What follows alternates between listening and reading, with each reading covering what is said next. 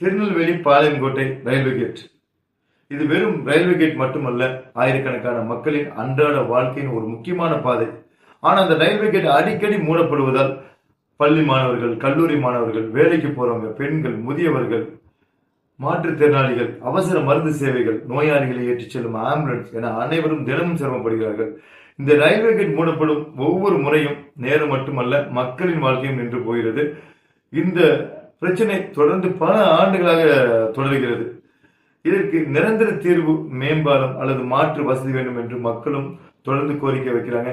இந்த கோரிக்கை கடந்த காலங்களில் சட்டமன்றத்திலும் நாடாளுமன்றத்திலும் பேசப்பட்டது. திட்டங்கள் பற்றியும் தகவல்கள் வெளியானது. ஆனால் இன்று வரை மக்களுக்கு முழுமையான தீர்வு கிடைக்கவில்லை.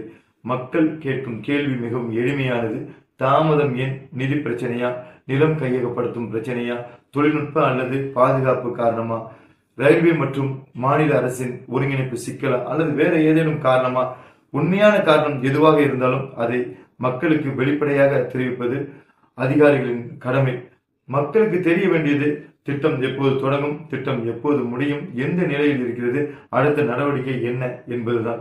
நாம் யாரையும் குறை சொல்லவில்லை, ஆனால் மக்களின் குரலை மட்டும் முன்வைக்கிறோம்.